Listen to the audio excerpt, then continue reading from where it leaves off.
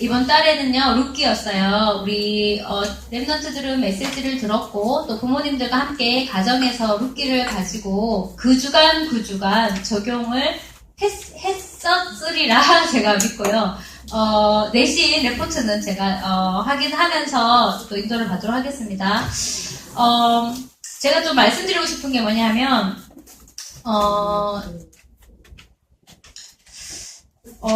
굉장히 작은 건데 자녀의 운명을 바꾸는 어떤 그런 교육이 부모님을 통해서 되는 부분이 세밀하고 작은 부분에서 우리는 아무렇지도 않게 생각하는 부분에서 있어요. 제가 이제 주일날 불신자인데 영접하고 저희 교회로 자녀들과 함께 등록하신 이제 추수감사절에 등록하신 이제 그 어머니죠. 이제 삼성 주재원이에요. 그래서 이제 해외 나갔다가 해외에서 근무하다가 다시 한국에 왔다가 남편 다시 프랑스로 나가고 본인은 이제 이곳에서 저랑 만나서 말씀 운동을 한 6개월 정도 하고 나서 결단을 하고 이제 저희 교회로 이번 주에 자녀들과 함께 등록을 했습니다. 자녀는 3학년 그리고 7살, 6살 이런데 이제 제가 사역을 하러 갔더니 뭘 고민을 하냐면 전사님 남편이 프랑스에서 곧 돌아오면 자기가 이제 양가문의 그 어두움을 뚫고 양가문은 그냥 완전히 우상 가문이고 좀 굉장히 부잣집인데도 이제 무속과 가까운 무속을 가까이 두고 사는 거기에 돈을 많이 투자를 해요. 실제로 그런 양가예요. 그리고 시어머니는 거의 보살 수준이에요. 매주 팀사역 스님한테 팀사역 받을 정도고 집에 어떤 우리는 그림을 붙여놓는데 그분들은 그 아주 큰 부적을 액자에다가 넣어서 이렇게 대문에 붙여놓고, 이럴 정도로 굉장히 이제 그런 집안에서 이제 이분이, 복음 받고, 이제 추수감사절에 디데이를 정해서 교회로 왔어요. 아주 결단을 한 거죠.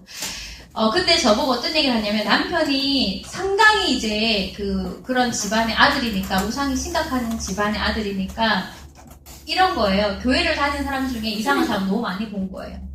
양쪽이 다 그래요. 그래서 징그러워한대요. 교회 다니는 사람은 아주 징그러워하고 교회 다니는 것들은 늘 뒤통수 친다고 싸가지 없다고 이런 말을 이제 대놓고 하고 이 와이프가 만약에 성경책을 보고 있으면 너가 그걸 보더라도 자식에겐 절대로 하지 마 이런 이제 그런 분인데 이제 이 엄마는 그분이 없는 동안에 이제 등록하고 저에게로 왔는데 저한테 당장 남편이 오면 자기가 이 일을 교회 오는, 주일 예배 오는 걸 지속하지 못할 것 같으니까 저한테 어떻게 해야 되냐고 질문을 하더라고요. 이번 주일날 가니까. 제가 어제 목요일날 다락방을 하거든요. 제가 단호하게 얘기했어요. 당신이 지금 완전한 복음 갖고 이거라고 결단하고 지금 하나님의 자녀로서 교회를 자녀와 함께 등록을 했는데 남편 입장에서 못하게 한다고 해서 그러면 요때는 좀 안 하고 남편은 어저께 막 여행 가자고 지금 스케줄을 한국 들어가면 여행 가자고 스케줄을 계속 잡는데요. 그래서 여행 가자고 계속 얘기를 하고 있대요. 그런 식으로 아빠에 의해서 여행을 가는 거를 허용하고 계속 허용하면 이 아이가 뭘 배웠냐 하면 이렇게 해도 되는구나. 이걸 배운다. 그래서 당신은 처음부터 핑계거리를 만들지 마라. 그럴 일이 생길 것 같으면 지금 2달 남았으니까 집중기도해서 그럴 핑계가 되지 않아도 될 정도로 하는 역사해달라고 기도를 시작을 해라. 제가 그랬더니 이 사람이 뭐라고 얘기하냐면 자기는 전사님이 그래 남편이 할 때는 적당히 이렇게 해서 분란 일으키지 않고 조용히 하세요 이렇게 할 줄 알았는데 완전 다른 차원의 얘기를 하면서 거의 허용하지 마라 타협하지 마라 중요한 우선순위는 이제 제가 이렇게 얘기하니까 전사님을 하나 왜 만나게 했는지를 알게 되는 거예요. 왜냐면 저는 그렇게 생각했거든요. 당신이 적당히 하면 남편이 발 뻗을 걸 알고 적당히 할 수 있게 계속 하나씩 던질 거다. 그때만 당신은 양보하고 그때마다 놀러 가고 이런 얘기를 하는 거예요. 그러면 여행지의 교회인데 거기서 드리면 안 돼요? 그렇게 하면 자녀가 커서도 여행지 가서 예배 드리는 놈이 된다. 왜 그런 걸 가르치냐? 맞지도 않는데 처음부터 핑계거리를 만들지 말고 하나님 절대 우선순위로 가셔야지 진짜를 볼 수 있다고. 언제 양다리 세대를 거쳐가지고 하나님의 역사를 보겠냐. 제가 딱 그렇게 얘기를 했어요. 그랬더니 오늘 제가 어떻게 말하는가에 따라서 이제 이 사람의 모든 그런 이제 스케줄이 달라질 뻔 했는데, 제가 딱 그렇게 말하니까, 알겠다고, 조사님. 자기가 자녀를 위해서라도 허용하지 않겠다. 이렇게 얘기를 했어요. 뭐냐 하면, 부모님이 복음에 대해서 갖고 있는 가치관이나 삶에 대해서 있는 자세가 자녀에게 엄청난 교육을 한다는 것을 잊지 말으셔야 돼요. 잊지 말으셔야 돼요. 여러분, 하나님께 가장 좋은 걸 드리고, 하나님께 최선의 것을 드리고, 하나님께 내가 정말 최고의 것을 드리는가 한번 생각해 보세요. 우리 그렇지 않거든요. 거기에서 많은 타협을 내가 하기 때문에 자녀가 아는 거하고 실제하고는 이게 일치가 되지가 않는 부분이 상당히 많은 거예요. 그래서 저는 여러분의 시간과 물질 투자가 어디에 집중되어 있는가는 여러분의 가치관이에요. 그래서 가치관을 볼 수 있는 기준이에요. 시간을, 물질을, 무엇을 중심으로 내가 하고 있는가. 이제 이것이 아무것도 아닌 것 같은데 아무것도 아닌 게 아니라 맞잖아요. 네 보물이 있는 곳에 네 마음이 있다. 뭐예요? 내가 시간을 어디에 많이 투자하고 있고 물질을 어디에 많이 투자하고 있는가는 이 사람이 갖고 있는 가치관이거든요. 그러면은 이거를 옆에서 자녀들이 다 본다니까요. 그래서 뭘 하셔야 되냐면 영원한 것을 위해서 성경에 보면 영원한 것을 위해서 성령을 심어라. 영원한 것을 위해서 심어라. 그게 뭐예요? 복음과 기도와 전도 중심으로 시간과 물질을 배치를 하셔야 돼요. 그 복음 중심으로 시간을 배치했다. 예배 중심이죠. 예배 중심이에요. 그래야지만 이걸 자녀가 보고 자녀 똑같이 나의 시간과 물질을 하나님의 것에 맞춰서 이게 우선순위를 결정할 수가 있는 거예요. 자, 그리고요. 두 번째, 적당히 허용하시고 방치하시는 부분.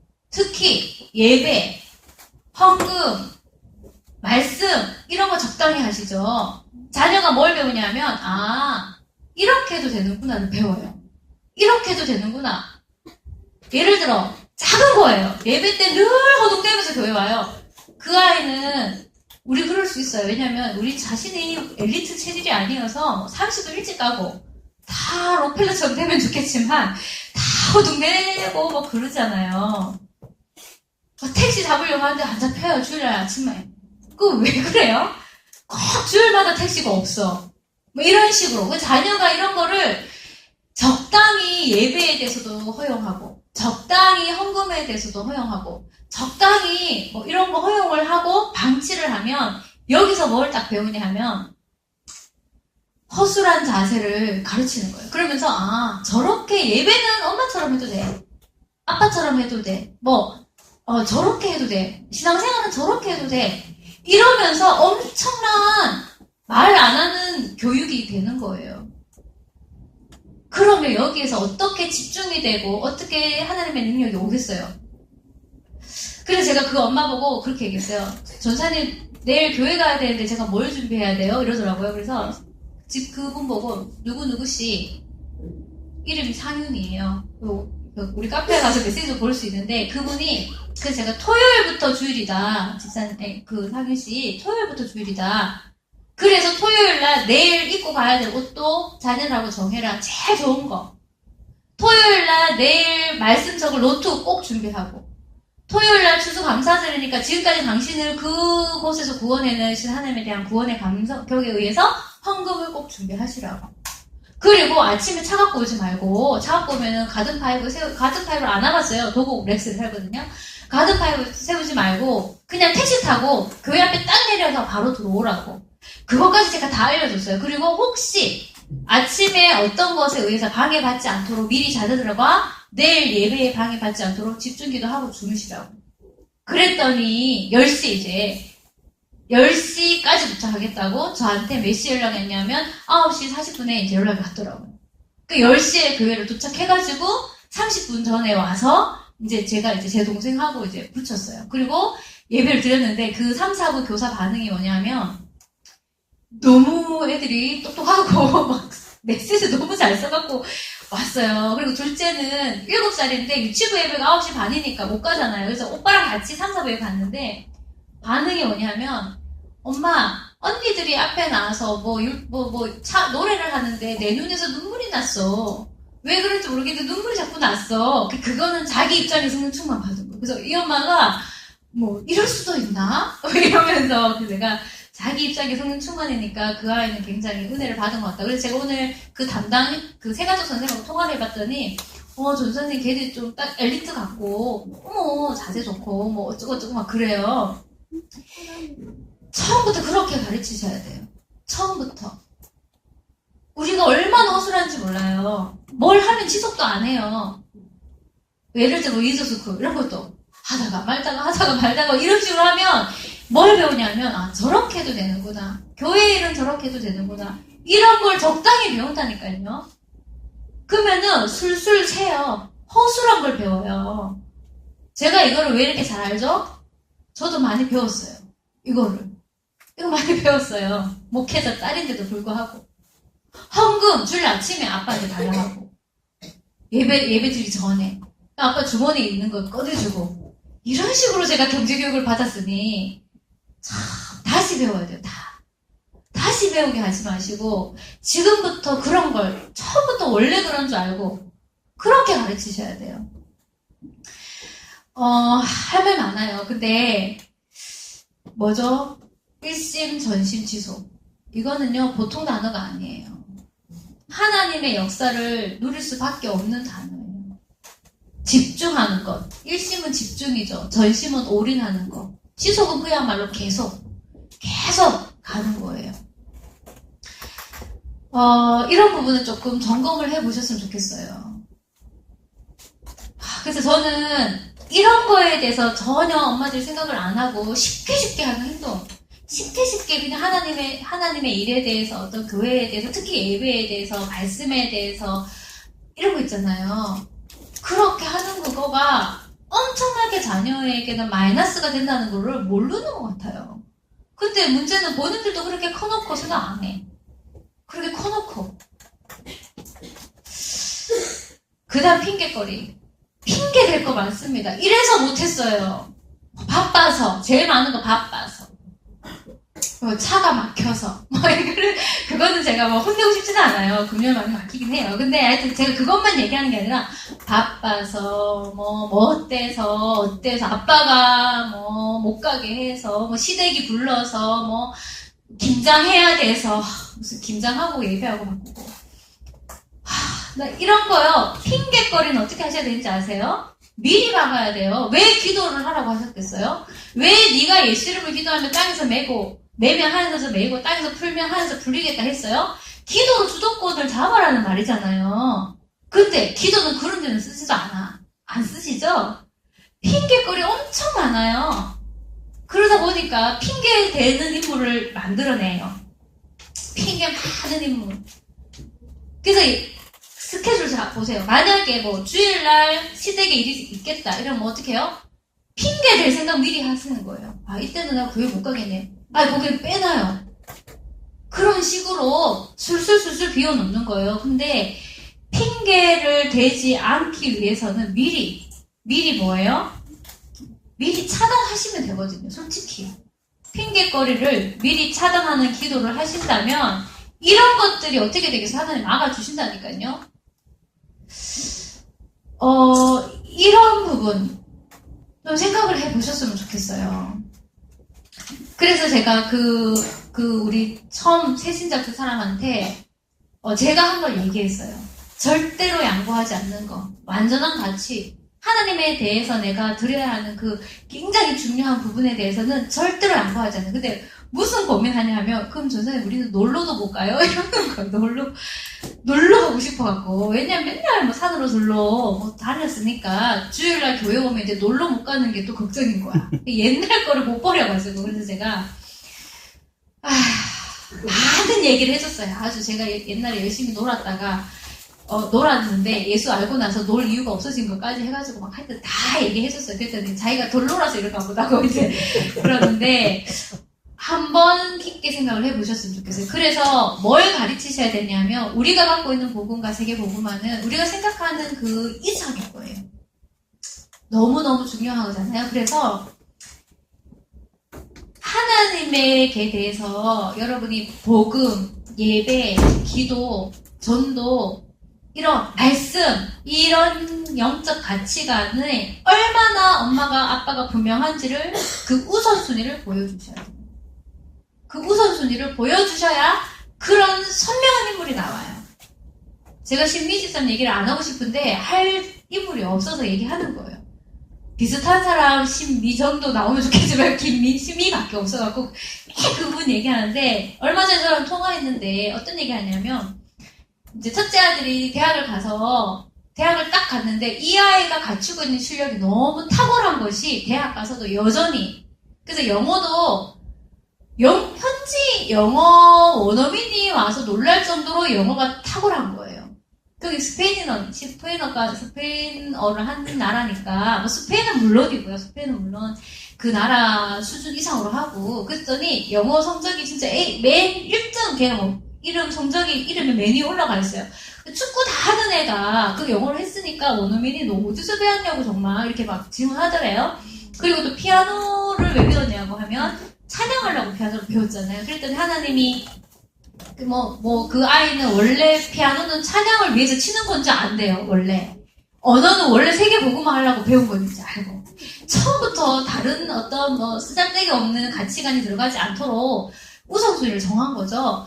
그래서 이제 거기서 이제 영어 하면 다 놀라고, 그 다음 피아노를 치면, 이 천상의 소리가 어디서 나냐 해가지고 다 몰려온대네요. 그래갖고 다 듣고 있대요. 피아노를 치고 있으면. 그래갖고 얘가 그 엄마 말로 새로운 세계에서 그렇게 자기가 그런 걸 처음 맛보니까 아주 이렇게 기분이 좋아하는 것 같다고 하면서 이제 엄마한테 그런 얘기를 했다는 거죠. 그래서 이 엄마가 뭐라고 얘기했냐면 이렇게 얘기했대요. 유일아, 너는 다른 거를 누리지 마.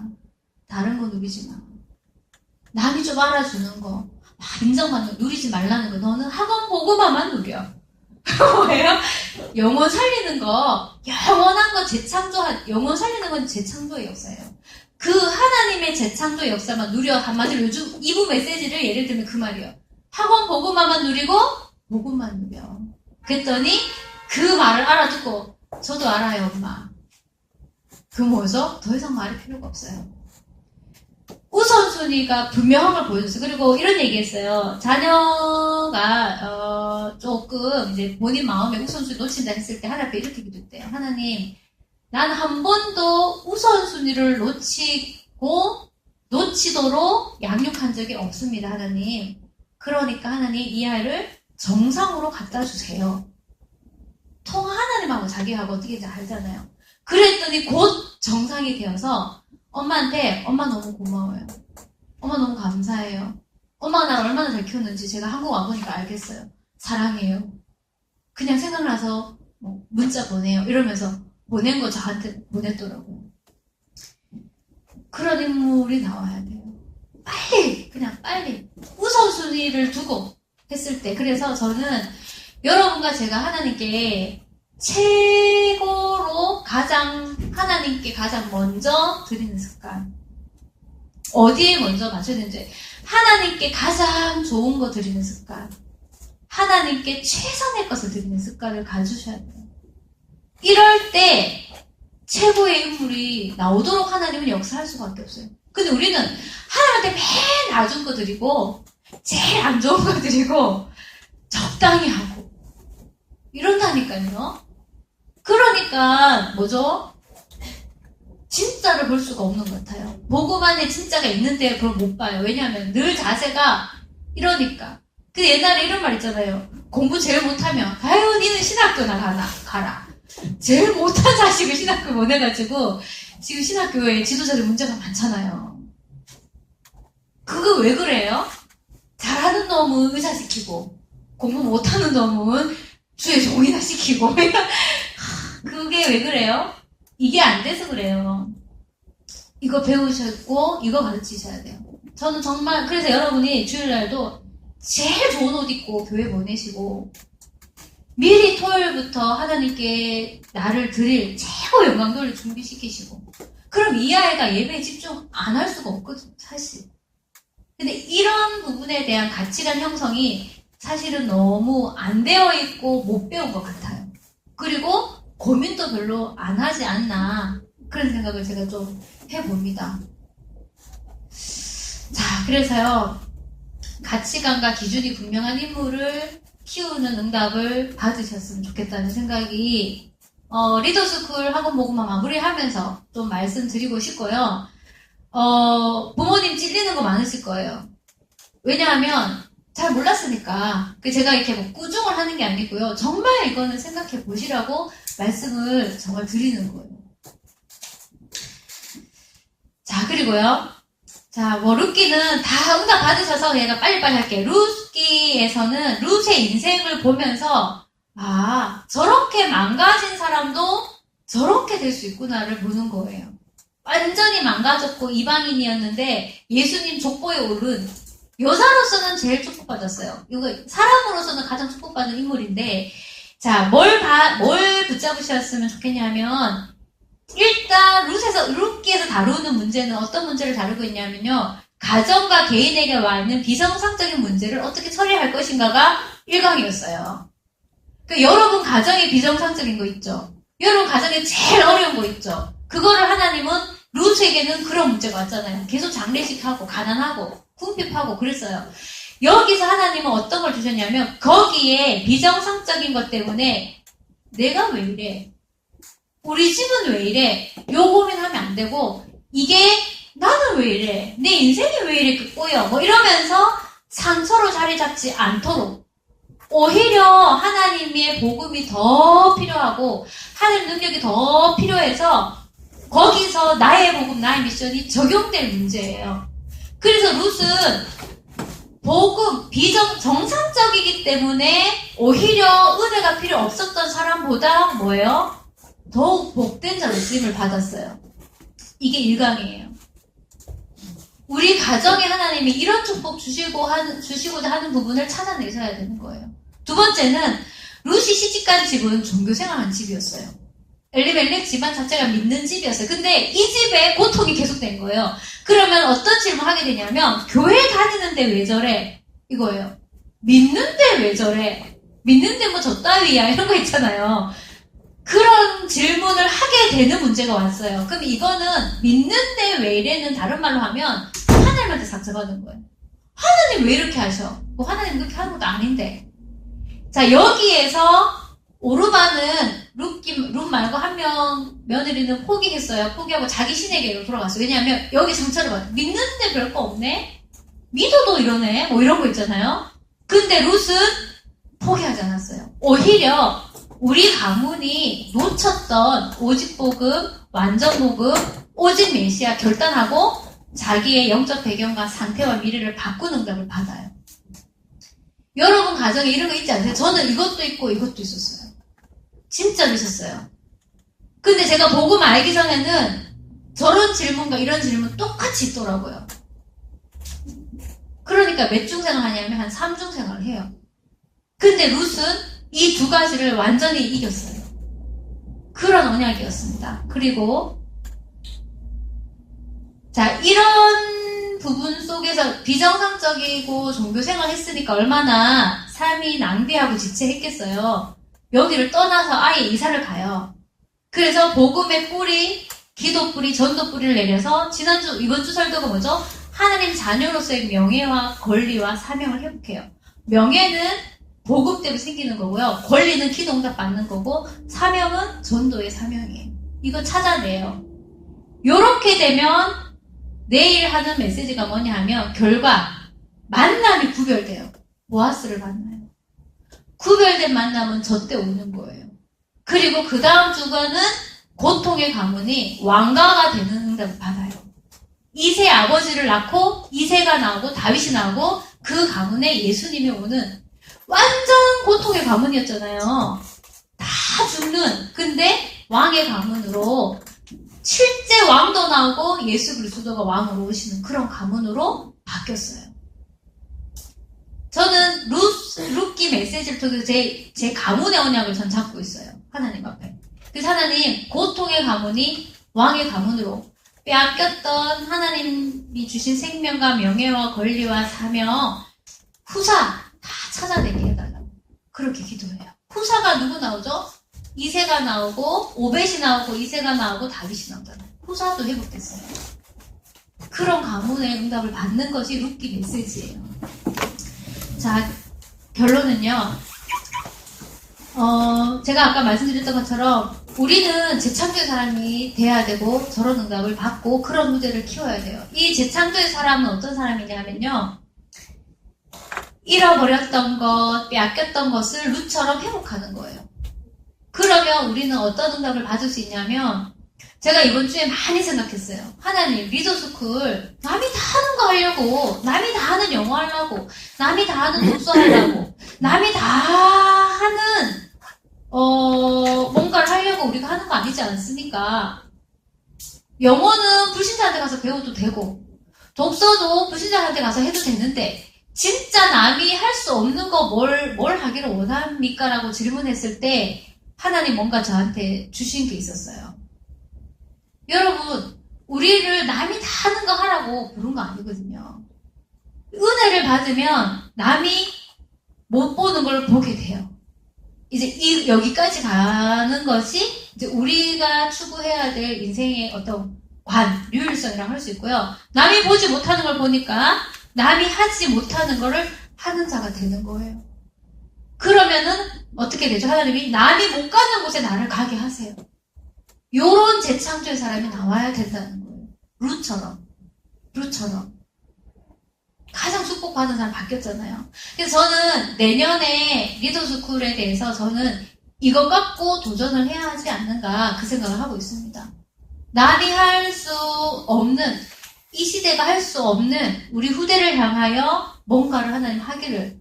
그 첫 번째가 그거예요. 하나님이 이 아이에게만 주신 나만의 것을 어떻게 찾게 할 것인가.